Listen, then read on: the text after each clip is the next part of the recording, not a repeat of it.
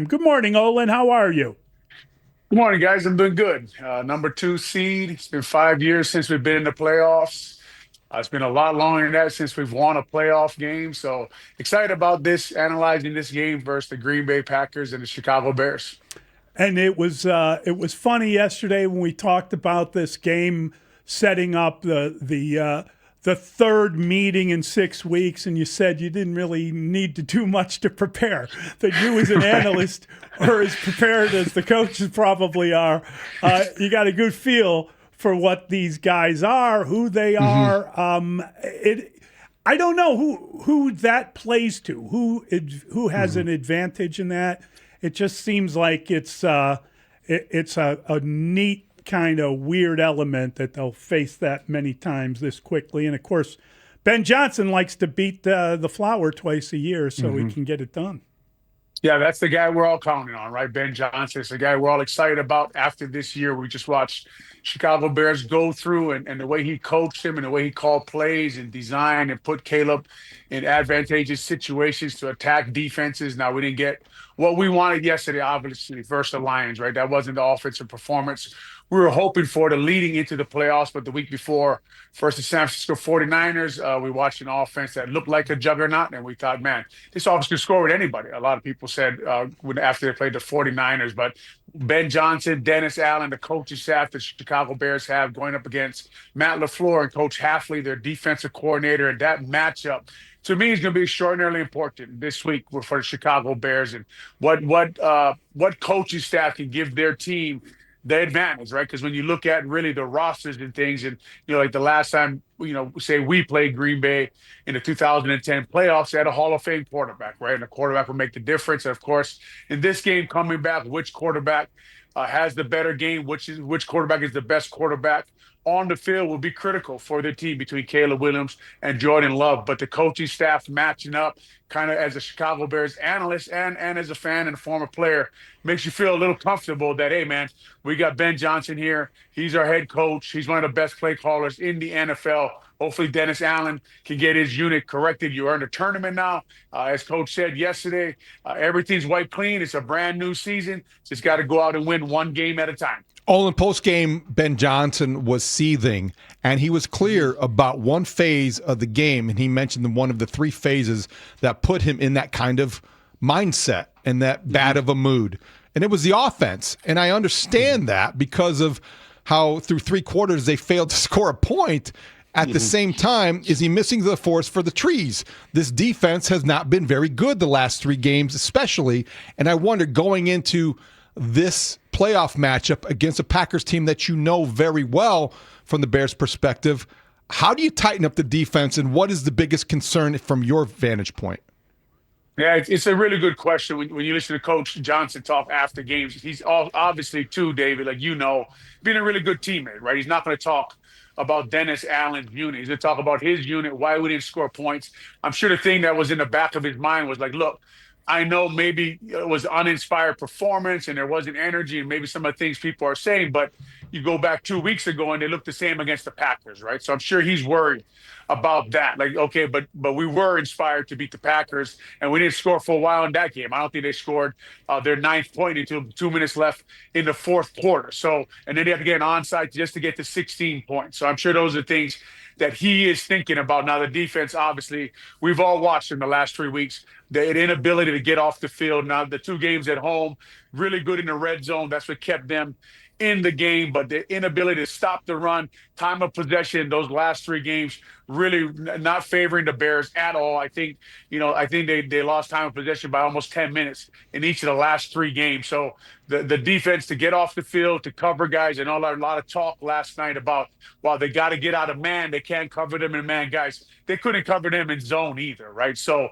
that is a problem right now for Chicago Bears, stopping the run, getting to the passer. These are all the things that people have been talking about for a while. So those are things that they got to clean up. But as far as Ben Johnson, I mean, he's still talking about the offense and saying, look, if we can't, then we got to outscore. Then we have to score more points. The defense, not great yesterday, but you keep a team under 20 points, right? Like the Lions. You should be able to win that football game, especially when they have their two starting safeties out. They have a cornerback out. You should be able to attack them, with your quarterback, Caleb Williams, and put points on the board to beat the Detroit Lions. And I think that's what Ben Johnson was not happy about. Honestly, after the game, obviously there was the game versus the Green Bay Packers, a game versus the Lions yesterday, and the game in between. You're worried about both going into this game against the Green Bay Packers, but the Chicago Bears do match up well. They know what they got to do. They know what they got to do, put the ball in the end zone. They know what they got to do to stop Jordan Love and the Green Bay Packers. Really, really good matchup coming up. And whoever makes the most plays comes in with the better game plan, executes it, concentrates on the details, and doesn't let the moment get too big for them, will win this football game. Olin, I'm just curious, when you look at the idea that Ben Johnson, we talked about it a little bit yesterday, the idea that he looked like he was saying, I should have gone for it. And then David asked him a question in the post game, and he kind of answered it. He didn't he didn't sound like a guy that wanted to skip out on a 4th and 4 on the 31. I'm just wondering, if he had done that, if he had gone for it and they had given up a field goal, would all be forgiven? Would we be talking about how crazy that was today? Or would we, if that happens in the playoffs, does he go down as Dan Campbell? Or are we looking at it and saying, wow, like the game has changed and he's responding to it? Yeah, I just think that's the style of coach he is. We knew that's the coach we were getting when we hired Ben Johnson, right? That he is going to consider going for it in situations like that. We knew that's where he came from. We knew that he'd go for it on 4th downs, went for it on 4th and 2 earlier in the game. Now, obviously, a totally different situation, right? When Colson Loveland gets hit there and, they think it's a fumble, but it was just a drop pass. But in that situation, obviously, we talked about last night on the post-game show that would take what you would call a lot of cojones to go for it there on 4th and 4 on a 31. But you could tell, man, he was considering it. That he's the kind of guy that will consider it, and he did obviously what you would say make the right decision there, right, and punt it away. But he's the kind of guy, if he thinks he's got a good play, the quarterback he's got, Colson Loveland, Luther Burden, the weapons he has, he might go for it in those situations. And like you're saying, you're either a genius or you're the next Dan Campbell that's going for it when you shouldn't go for it. And obviously Dan Campbell's play calling last night was interesting in itself. So we got to see it, right? We got to watch it during the game, and I'm not shocked, Mully. I don't know about you guys. I'm not shocked that he considered going for it. I'm not going to be shocked when one day when he does go for it in that situation, and he thinks he has a great play call and he has the matchup he wants and he knows what defense they're going to run, and he's going to make his play call and go for it in a critical situation where it seems crazy to everybody else. I wasn't shocked either, because I think that is part of his appeal. But I also think he struck a nice balance between following his head and following his gut this year, where there haven't been the really outrageous examples of him having those Dan Campbell-like moments. I just wonder what version of Ben Johnson we're going to get Saturday night, Soldier Field, playoffs, win or go home, and will that compel him to be more aggressive, or will that compel him to be more conservative? I don't know, because we haven't seen it. I wonder what you expect. Yeah, it's a great point, and I don't know either. I don't know what to expect from Coach Johnson in his first playoffs and what kind of head coach he's going to be and the way he's going to tackle a football team and how he'll attack game management. And will he be overly aggressive? I mean, are you going for it on every 4th down? Do you go for it in your own territory? Do you go for it on the 1-yard line? Do you go for it on, say 4th and 5 from the 5-yard line? Like these things, we don't know what kind of head coach Ben Johnson is going to be in the playoffs, but I know this, that he will study everything he needs to study from his vantage point to go against Coach LaFleur and the Green Bay Packers, and he'll make decisions in the moment. It seems to be relaxed on the sideline. As you guys know, there's going to be a lot of energy in the city this week, right? And there's going to be a lot of energy in that stadium, and they're going to have to control themselves over there at Hallisall and make sure that they are executing, that they're doing the things that they have to do, not try to do too much, really stay in the moment to win the football game. It's a big game, man, for both cities. And I played in an NFC Championship game against the Green Bay Packers, and the feeling and wanting to win for the city and wanting to do good can get overwhelming. So it's something that they should talk about there, that they should really approach and say, look, man, I know it's going to feel like the city's going to feel like this. this, but we just got to beat the Green Bay Packers here, execute our game plan, stay in the moment, make the right calls, game management. And, sometimes the right call is to go for it. But if you ask me what a young Ben Johnson that we've never seen be a head coach is going to do in this playoff game, with the magnitude of the Green Bay Packers versus the Chicago Bears here at Soldier Field, third time in less than 6 or 7 weeks. It's going to be an exciting day. And what Ben Johnson is going to be, I can't wait to see. It was interesting seeing Big Z do his 10 thoughts, which is out now at Tribune.com. He says that one of the significant issues about winning a higher seed, about being the number 2 seed and ensuring themselves of a home playoff game, is that I didn't realize this, but every single quarterback in the playoffs has a losing record on the road, including Aaron Rodgers, who is 5-6, and that's the most experienced guy, obviously. But like Jalen Hurts, 0-2, you name a quarterback. If they've been in the playoffs, Jordan Love is 1-2 on the road. It is a huge advantage. And I wonder if it feels like a huge advantage for the Bears, given the fact that they are now one of just 4 teams to win their division while not winning the division. In other words, they did not have a winning record in the division, but they won the division. That's only happened 4 times in league history.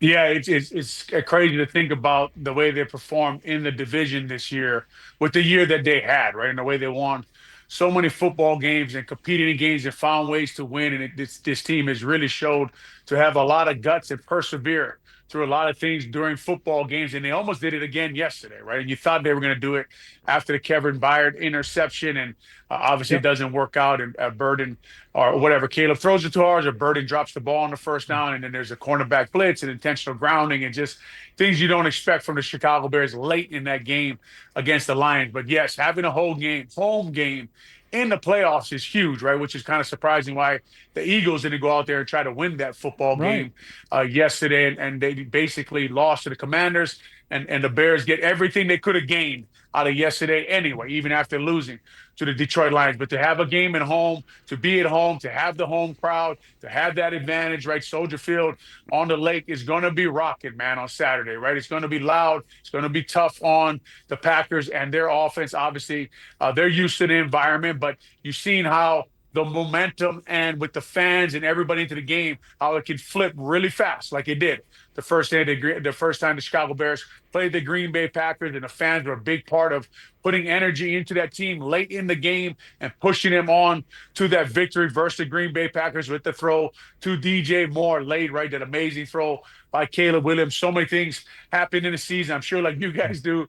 You go back and you go through the whole season, and you almost can't believe all the things that happened with the Chicago Bears. But gosh, you just watched the Ravens and the Steelers last night. How can you believe that game, right? That's just the NFL. That's the way games are won in the playoffs. That's probably the way that game we watched last night. I don't know about you guys, but I watched it. I thought to myself, probably what kind of game we're going to watch. Green Bay Packers and the Chicago Bears, Soldier Field, Saturday night, wild card round, right? And playing at home is a huge advantage for the Chicago Bears. And that's why you play the regular season, earn that right. And congratulations, Chicago Bears, for being the second seed in the NFC. Olin, it's been 15 years since the Bears have won a playoff game. You were on the field when that happened. And you look at this week, and everyone will say repeatedly, playoffs are different. The playoffs are just different. What does that mean to you, and how much of a chance do you give the Bears to look differently than they have the past 2 weeks? Yeah, it's different because the magnitude of the game, right? The magnitude of every play and what goes into it, and just the focus and attention to detail that everyone has, right? Through an NFL season, through 17 games, which it is now, the focus can go up and down for some players and the guys who are checked in and the walkthroughs and the meetings and going over details of the game. Now, when you walk into that building, when they walk in today, The younger players are going to notice the vibe is very different, man. Everyone's checked in. Everyone's moving in the right direction. Everybody wants to win this football game from the top of the building all the way down. It's the same in Green Bay. It's the same everywhere in the playoffs right now. So just the focus, the intent, the attention to detail, the magnitude of the game is so much different in the playoffs, but you really have to just stay within yourself. Make sure you're doing your job. Make sure you're being the same guy every day. Stay in your routine. Stay doing the things you got to do. Don't make the game bigger than it is, even though you know it is, because everyone's probably calling you and they want to talk about the playoff game and the Green Bay Packers. And every time you leave their house, they want to talk to you about it. But focus in on your game and what you got to do and your details. And look, why can they look different this week, David? They just have to go back and they got film, right, of the Green Bay Packers, the 49ers. And you always watch a 3-game stretch, right, of the Detroit Lions and say, what was wrong? What can I fix? How can I get this moving in the right direction? And then they're big-time players, man. They got to make plays in this kind of game, right? They got to help the team get over the hump. They got to make the play to win the game. You know, last time when I'm watching the game, I just thought to myself, at some point, Lamar Jackson has to make a play here, right? And all of a sudden you see him break 2 tackles and throw the touchdown pass to his to Flowers down the field. Those are the kind of plays the players got to make here for the Chicago Bears on defense or on offense. Someone's got to step up, make the play to win the football game. This segment with Olin Kreutz is sponsored by Plumbers 911. Plumbing emergency, call the plumbing professionals, available 24/7 at 1-833-PLUM-911. If you look at the last 3 games the Bears have played, time of possession has been a serious problem. They're not dominating the clock by running the ball well enough, and certainly they're not able to stop the run at all. How do you fix that in a short week? They're playing Saturday night.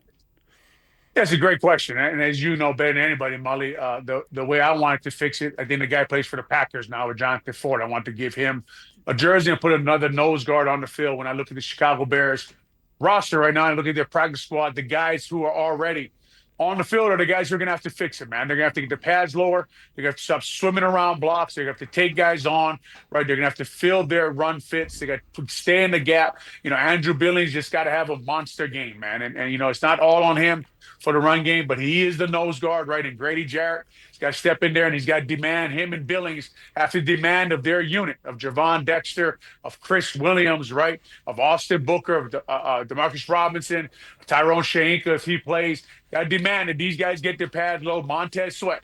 Got to demand, man. They just got to take pride in it and say, look, that's enough. We're not going to let guys run the football anymore. We got to play more physical. We got to stack offensive linemen where they are. We got to keep them in the gap. We got to change the line of scrimmage. It's like running the ball almost, right? It's run the defense. There's not a lot of it is tricky. You can't trick a lot of guys into playing run defense, right? You got to buckle your chin strap. You got to put your helmet on. You got to get your hands inside. You got to rock the offensive lineman back. That way your linebackers and your safeties, you keep them clean and they can make plays. And we haven't been seeing a lot of that lately. We see a lot of teams going after the smaller DNs that the Chicago Bears have, right? And if you take Andrew Billings off the field, guys, I mean, everyone's, why can't they stop the run? Why can't they stop the run? I say to myself, have you looked at their depth chart, right? Since Dio has gone out, since Shamar Turner has got hurt, since Jonathan Ford went to the Green Bay Packers, what run stuffers do you have in that front of that defensive line, right? But these guys just got to raise their level. They got to raise up, and then Coach Dennis Allen's got to get them on the move sometimes,